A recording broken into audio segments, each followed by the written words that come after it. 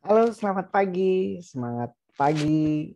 Apa kabar? Semoga sehat-sehat semua ya. Nah, kita bertemu lagi di kelas saya di pertemuan ke-6 di mata kuliah perilaku organisasi atau organizational behavior. Seperti biasa, demi kelancaran perkuliahan kita, eh, kita berdoa menurut agama dan kepercayaannya masing-masing. Untuk itu, mari kita bersama-sama berdoa dan berdoa dipersilakan.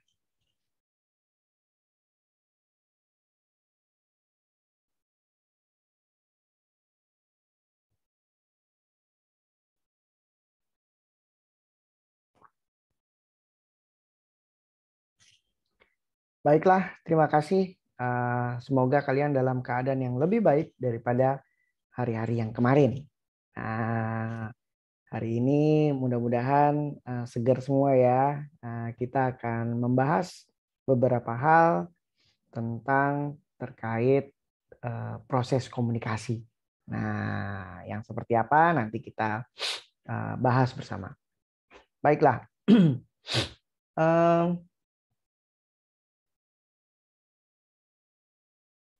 Baik.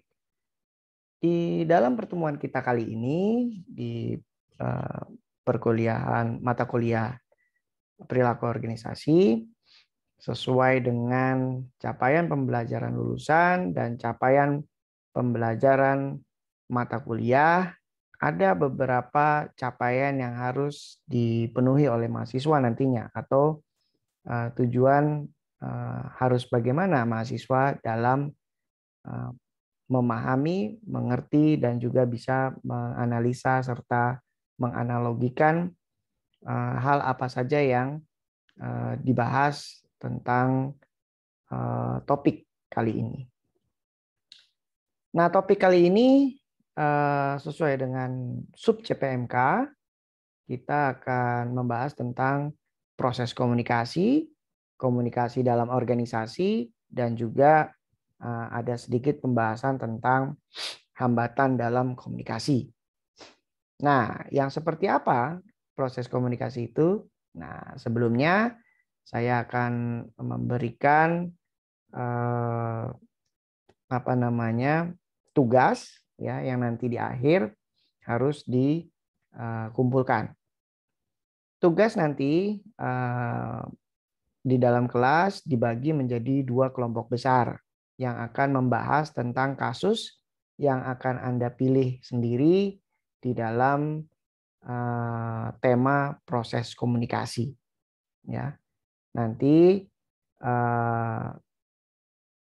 dituliskan di dalam laporan serta bukti diskusi dalam bentuk video yang dipimpin oleh seorang moderator. Nah, baik, kita masuk ke dalam topik proses komunikasi. Nah, proses komunikasi, kalau kita bicara tentang proses komunikasi, berarti kita bicara tentang proses kodifikasi pesan oleh pengirim. Nah, ini pengirimnya kita anggap kita lah ya, individu. Yang mengirimkan sebuah gagasan atau perasaan, serta juga maksud-maksud dalam bentuk pesan yang dapat dikirim. Nah, di dalam proses pengiriman pesan kepada penerima, ada media yang dipakai di dalam mengirimkan pesan tadi itu. Nah, proses kodifikasi ini diterima oleh audiens atau penerima. Nah, kemudian penerima menginterpretasikan atau menafsirkan makna-makna yang ditangkap oleh dirinya dari media yang didapat atau informasi yang didapat melalui media. Tanggapan dari batin oleh si penerima atau audiens tadi terhadap hasil interpretasinya tentang makna yang disampaikan di dalam media tadi, ini kemudian diproses menjadi persepsi. Tetapi dalam prosesnya menjadi persepsi atau opini, ini dimungkinkan adanya hambatan atau noise. Nah, untuk lebih lengkapnya atau lebih jelasnya, saya akan mengilustrasikan ya seperti apa sih proses komunikasi itu. Pertama, kita mulai dari pihak pengirim informasi. Nah, bahwa setelah pengirim memilih informasi apa yang mau disampaikan, maka dia akan mengencoding pesan-pesan atau informasi-informasi yang akan disampaikan. Ya. Nah, dengan cara apa? Harus melalui media. Bentuknya bisa macam-macam media itu. Bisa telepon, bisa teks, ya, bisa surat dan lain-lain. Nah, kalau zaman sekarang lebih canggih lagi nih ya. Pesannya bisa diterima dalam bentuk voice note. Nah, atau juga apa namanya? Teks ya, baik itu kayaknya kalau SMS sudah ditinggalkan kan ya, WA lah sekarang itu. Ya, WA atau juga WhatsApp atau Telegram atau media sosial lainnya yang bisa dipakai untuk menyampaikan pesan. Ya. Nah, pesan nanti ini di-decoding ya, atau dikodifikasi, ya, decoding untuk bisa sampai ke penerima pesan. Ya. Nah, kemudian setelah informasi yang diterima oleh penerima pesan ini direspon oleh penerima. Oh, maksudnya begini. Itu. Kalau kita udah mendengar dari informasi dari seseorang atau informasi dari suatu media gitu ya. Ini kita bisa merespon. Oh, berarti baik, oh berarti buruk, oh berarti lebih, oh berarti kurang dan seterusnya. Ya, ini respon. Tetapi dalam feedbacknya ini dimungkinkan saja ada noise atau ada hambatan di dalam pembentukan umpan balik atau pembentukan feedback. Bentuknya bisa opini, bisa persepsi, atau bisa analisa dan seterusnya. Nah, hal ini merupakan proses dari komunikasi. Ya. Nah, di dalam komunikasi ini kita ada kenal komunikasi ke bawah atau downward communication dan komunikasi ke atas atau upward communication. Nah, ini ya. Kalau komunikasi ke bawah atau downward communication ini biasanya dilakukan oleh seorang pimpinan kepada bawahannya dalam memberikan arahan-arahan untuk tugas-tugas tertentu. Tetapi kalau upward communication atau komunikasi ke atas ini biasanya informasi-informasi yang disampaikan baik itu dalam bentuk laporan atau juga gagasan-gagasan perencanaan yang disampaikan oleh bawahan kepada pimpinan. Gitu ya. Nah, atau juga komunikasi di dalam organisasi bisa berbentuk horizontal atau lateral. Ini biasa dilakukan oleh teman-teman seliting. Guna apa? Guna untuk menyatukan persepsi.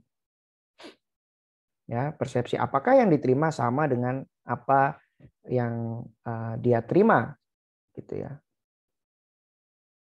Nah, ini biasanya membandingkan nih. Oh, menurut saya begini, oh menurut kamu begitu.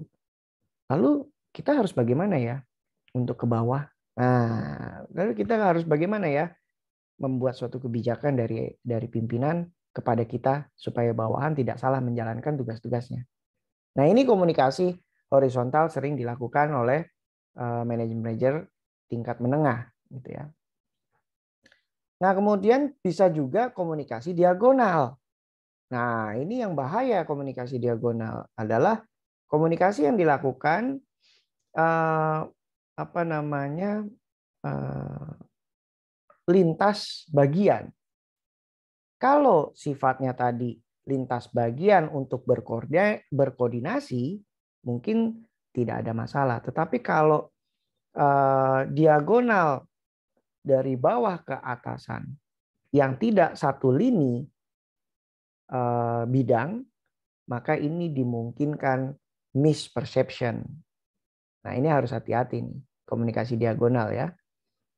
Nah, baik itu dari atasan ke bawahan atau dari bawahan ke atasan yang tidak satu lini bidang atau tidak dalam satu lini garis struktural. Gitu kira-kira. Nah, ini komunikasi dalam organisasi. Salah satunya adalah ada komunikasi ke bawah, ke atas, lateral, dan diagonal.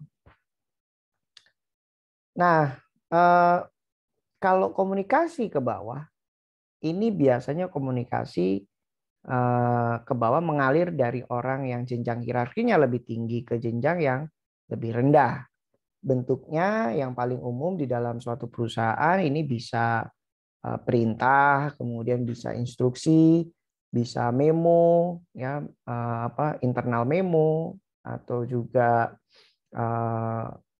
standar operation prosedur, ya, kemudian ada juga pedoman kerja atau petunjuk operasional dan lain-lain, atau juga sifatnya yang umum, ya, biasanya diumumkan misalnya hari libur atau cuti bersama dan lain-lain melalui pengumuman yang diumumkan oleh pimpinan perusahaan, biasanya sifatnya one way. Atau juga komunikasi ke atas. Nah, ini beberapa di antaranya arus komunikasi yang ke atas ini adalah biasa menyampaikan gagasan atau ide-ide. Ini bisa di dalam suatu pertemuan kelompok, di dalam suatu divisi ataupun dalam satu departemen, dan sifatnya gagasan biasanya atau saran-saran dan ide-ide untuk perbaikan maupun pengembangan, gitu ya. Nah, ada juga sebetulnya yang sifatnya juga pengaduan, gitu ya. Tapi biasanya pengaduan ini dilakukan bukan bukan bagi operasional prosedur, tetapi terhadap kasus-kasus yang terjadi di dalam perusahaan tersebut, baik itu yang negatif maupun masukan-masukan yang positif, ya. Kemudian ada komunikasi lateral atau komunikasi horizontal. Ini komunikasi yang terjadi antara semua karyawan di tingkat organisasi yang sama, yang tadi sudah saya sampaikan, di level yang sama. Ini biasa dilakukan oleh middle management. Walaupun di lower management juga melakukan hal itu, gitu ya. Ini konteksnya lebih ke koordinasi atau persamaan persepsi.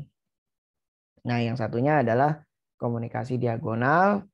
Ini komunikasi yang memotong bidang kerja dan juga tingkatan organisasi. Nah, ini yang cenderung akan lebih baik bila menggunakan jalur strukturalnya. Gitu. Kalau diagonal tidak struktural, nah ini bahaya. Bisa mispersepsi atau juga tidak bisa dipertanggungjawabkan informasinya karena berbeda bidang kerja, gitu ya. Nah, ini tadi model-model komunikasi, kemudian ada juga hambatan di dalam komunikasi. Apa saja hambatannya? Pertama, hambatan eksternal. Bahwa komunikasi bisa terhambat karena rangsangan dari lingkungan yang menarik perhatian ini bisa bisa terganggu. Walaupun hal ini sedang berlangsung komunikasinya. Misalnya kita sedang melakukan telepon atau telekonferensi gitu ya. Tiba-tiba ada gangguan electricity. Electricity-nya down. Sehingga jaringan internet ikut mati misalnya ya. Nah, ini mengganggu komunikasi. Ya, atau juga kita sedang telepon melalui handphone ya. Kemudian tiba-tiba ada gangguan sinyal gitu ya. Kita masuk ke dalam terowongan dalam perjalanan mungkin, atau juga memang ada gangguan providernya gitu. Nah, ini juga bisa mengganggu komunikasi yang sedang berlangsung. Atau juga nggak punya pulsa. Nah, atau miskin kuota. Ini juga bisa mengganggu jalannya suatu komunikasi. Nah, hal ini adalah hambatan eksternal yang bukan dari komunikasinya tersebut, tetapi di luar hal komunikasinya. Gitu ya. Nah, kemudian ada juga hambatan dalam komunikasi, yaitu secara internal. Nah, ini pikiran dan perasaan yang bersaing untuk mendapat perhatian dan mengganggu proses komunikasi. Jadi kalau kita dalam berkomunikasi ini ingin selalu dilihat, ingin selalu tampil, kemudian banci tampil lah ceritanya gitu ya. Pengen dapat perhatian dan lain sebagainya, terus mengutarakan hal-hal yang sebetulnya tidak perlu dan tidak ada hubungannya di dalam suatu pertemuan misalnya gitu ya, atau di dalam suatu komunikasi. Nah, hal ini mengganggu proses komunikasi gitu ya. Ada ada distraction gitu, bahwa orang ini tidak perlu menyampaikan hal-hal yang berlebihan misalnya, atau orang ini tidak perlu menyampaikan informasi-informasi yang tidak ada hubungannya dengan apa yang sedang dibahas atau yang sedang didiskusikan di dalam suatu forum. Nah, ini hambatan dari komunikasi adalah ini tadi, ingin dilihat, ingin bersaing, dan ingin menonjol gitu ya. Nah, kemudian ada juga sematik. Nah, sematik ini komunikasi akan terganggu apabila kita tidak mengetahui beberapa kata. Ya, pengetahuan tentang kata-kata di dalam suatu bidang kerja. Gitu ya. Wah, ini banyak sekali ya, misalnya kalau kita sebutkan, wah kalau IPO itu apa? Misalnya, initial public offering, IPO.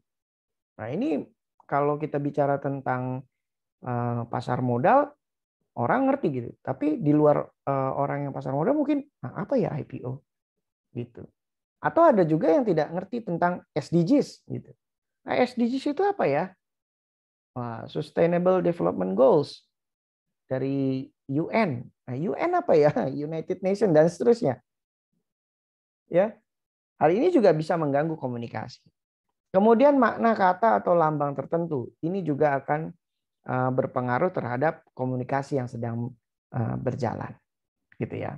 Nah, ini tadi adalah beberapa hal yang perlu dipertimbangkan di dalam proses komunikasi. Nah, adapun saya menyampaikan tugas hari ini untuk kalian menjalankan small group discussion dengan metode problem based learning dan kemudian juga solving the problem. Nah, akan dibagi menjadi 2 kelompok besar di dalam kelas ini. Silakan membagi kelompoknya. Kemudian tugas pertamanya adalah mencari kasus dalam bentuk video tentang komunikasi dengan tema proses komunikasi. Itu yang tadi yang sudah saya sampaikan ya. Kemudian membuat video diskusi yang dipandu oleh moderator di dalam satu kelompok. Ya. dan menyerahkan laporan tertulis. Nah, ini menyerahkan laporan tertulis.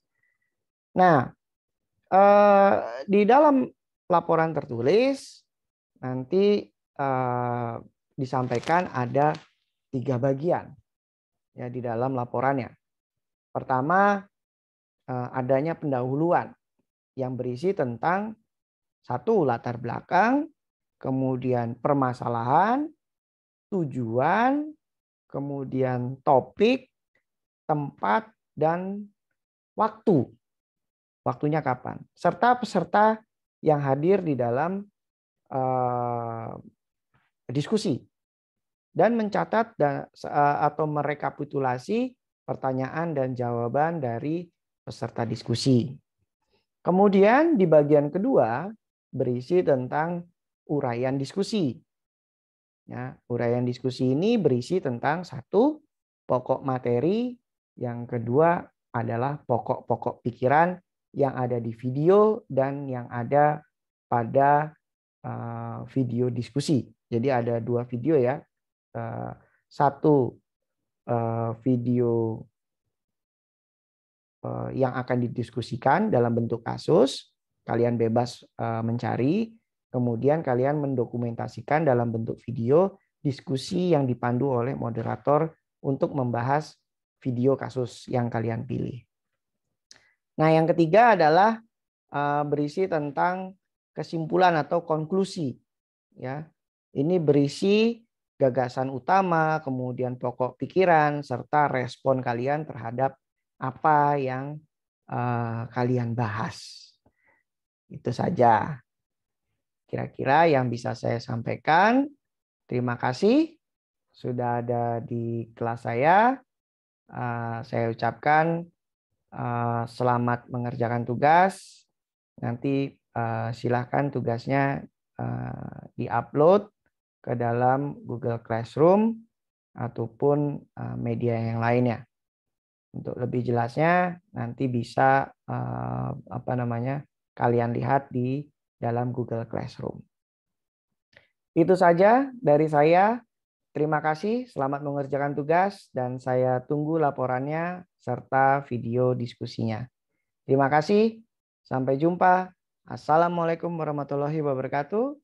Semangat pagi, selamat pagi, salam sejahtera, Om Santi Santi, Namo Buddhaya, salam kebajikan, Rahayu. Sampai ketemu minggu depan. Terima kasih.